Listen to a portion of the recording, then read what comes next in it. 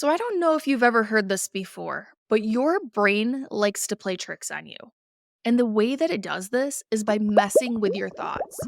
The official term for this is cognitive distortion.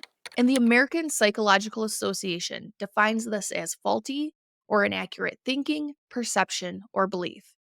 And so the reason why this is so important for you to know about is that because for a lot of us, our thoughts create our emotional world.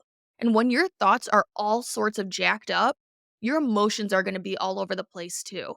So in today's episode, I'm going to fill you in on the top 10 cognitive distortions out there that are notorious for causing things like depression and anxiety. You're going to leave here today with a better understanding of how these little shitty thoughts stink up your life. And you better believe that by the time we're done, you're going to be able to recognize when these thought patterns pop up in your day. I'm even going to throw in a little exercise for you at the end. And I like to call this spot the distortion. And this is where you can test your skills and practice picking out the distortions in a little scenario that I came up with. All right, my friend, cognitive distortion number one is all or nothing thinking.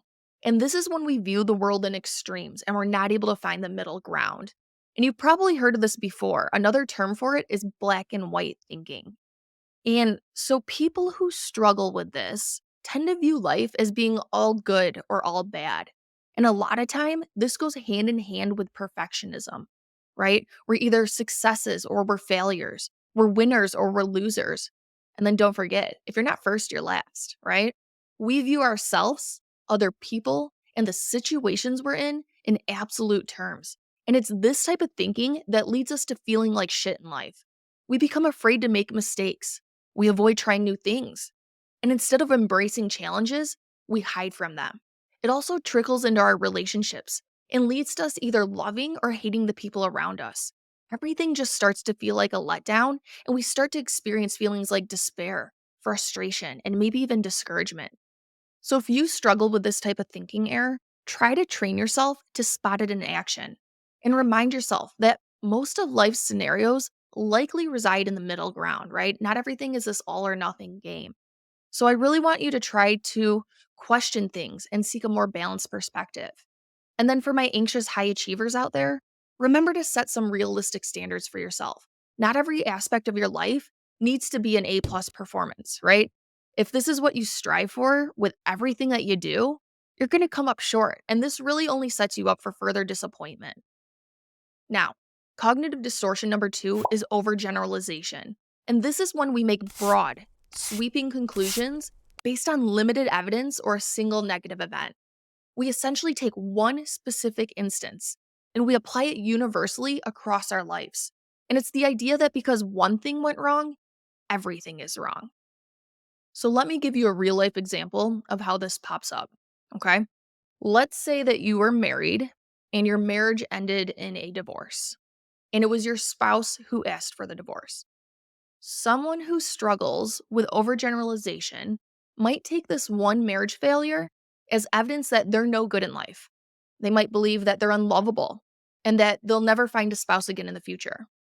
You see what I'm saying? We take some sort of specific flaw, failure, or mistake, and we generalize it to make sweeping conclusions about our entire life. And in this case, even with our future relationships. Instead of recognizing divorce as a complex and unique situation with its own set of circumstances and bullshit, we create a global belief that encompasses our self worth and our lovability. So, here are a couple tips for you when it comes to spotting overgeneralization in your thinking patterns. Okay. The first is to suspect it whenever you hear yourself using terms such as always or never. And then the second is to be on the lookout whenever you find yourself taking one negative event in the present and applying it to your entire future. You really want to try to nip this thought error because if you don't, you set yourself up for a never ending pattern of defeat. And I've seen so many people self sabotage because of this. For my anxious high achievers in particular, the common pattern I see is that you try something new and it doesn't work out the way you want it to. And then you decide that this must mean that you're a total failure and you're never going to be successful, right? We take this one event and we apply it throughout our entire life. And think about how you feel when you tell yourself this.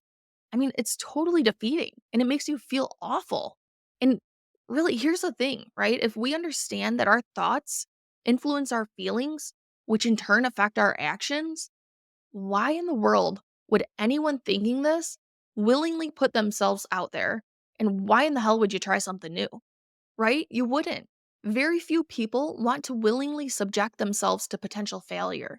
And what happens instead is that you start acting in ways that actually contribute to failure. And this usually involves some sort of avoidance in your behaviors, whether it's not engaging in new opportunities, maybe you're procrastinating, or maybe you're even withdrawing from challenges that you'd usually face head on. And then because you're not making progress on your goals, you confirmed yourself that you are a failure and you are a loser. And you essentially reinforce those initial negative thoughts. And those thoughts essentially become a self fulfilling prophecy. It's just crazy because we do this to ourselves all the time. What we need to try to do is recognize when we're thinking this way and question the truth of the conclusions that we're making. And maybe it's the conclusions about ourselves, other people, the world in general, right? Try to ask yourself if there are times when the opposite of what you're thinking is true. Because by challenging the accuracy of your conclusions, you open the door to a more balanced perspective. And this is what allows you to break out of the cycle of overgeneralization. Third cognitive distortion is a more intense version of overgeneralization, and it's called labeling. And this is when we make conclusions about ourselves or other people based on specific behaviors or isolated incidents. What we do is we make judgments rather than describe the behavior itself. And individuals are often reduced to a single trait or an action. And instead of taking the time to understand the intricacies of a situation or a behavior, we jump to making harsh critiques, and this can really take a hit on our self esteem and self worth. So, let's say you have an important meeting and you show up late for it. Instead of considering all the different factors that maybe contributed to it, such as an unexpected accident that caused a huge block in traffic, you tell yourself that you're such an idiot and you blew your opportunity. So, as you can see, doing this to yourself can stir up some nasty emotions. When these labels are directed inward, it leads to us feeling depressed or anxious. And when they're aimed at other people, it often leads to anger and rage. Okay? The most important thing to remember when it comes to labels is to practice compassion. So, compassion towards yourself and compassion towards other people. One mistake, one misstep, and one wrong turn does not define personal worth. And we want to try to come at these situations with empathy and understanding. So the next time you find yourself throwing labels at yourself and those around you, try to question the accuracy of them and ask yourself, is there a better way to view things? Now, just like overgeneralization and labeling went hand in hand, so do cognitive distortions number 4 and 5. And these are mental filtering and discounting the positive. These two are often interconnected and create a tag team that significantly shapes your outlook on life. So, mental filtering is when you focus only on the negatives of a situation and you totally ignore and filter out the positives. And you know how some people are described as seeing the world through rose tinted glasses? This is the exact opposite.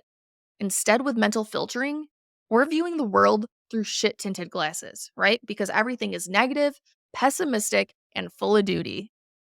Now, my favorite tool for managing mental filtering is what I like to call giving equal airtime. If you're gonna sit and sulk and tell yourself how big of an asshole you are, that's okay, okay? Been there, done that. We've all been there before. However, if you're gonna do that, I need you to also give yourself equal airtime and tell yourself how great you are. Now, here's how this tool works. I want you to set a timer for 5 minutes, and you can spend that 5 minutes telling yourself whatever you want to, okay? But when that timer is up, we're gonna follow that with another 5 minute timer. And the goal with these 5 minutes is to build yourself back up. We're gonna focus on the positives. We're gonna give equal importance to all the great things about you.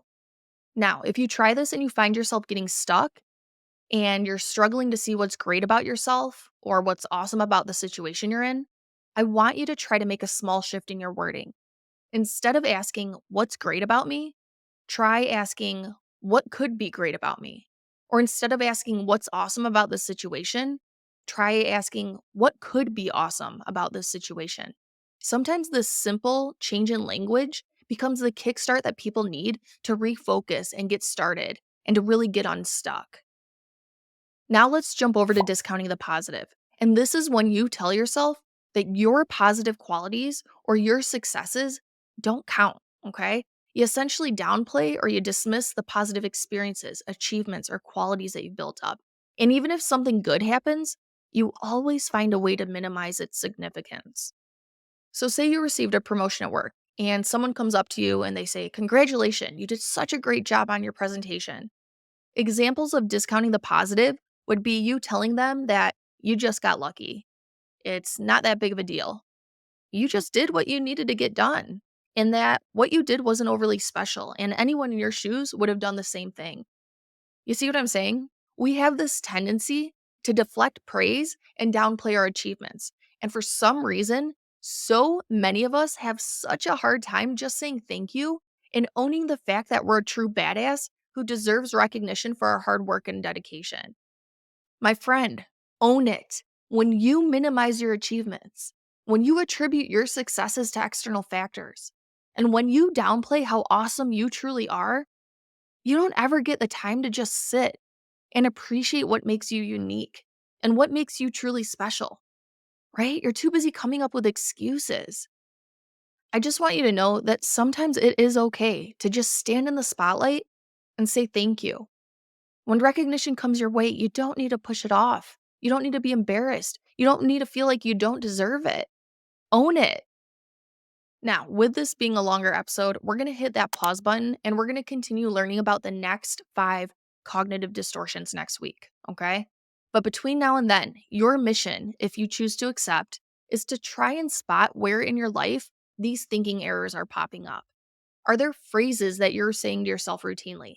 Are there specific situations that keep popping up that trigger certain thoughts? Are there themes to your thinking patterns? Try to pinpoint them and call them out for what they are. Brain tricks, right? Or as I like to say, little shitties. Talk soon, my friend. Until then, keep kicking ass and crushing it.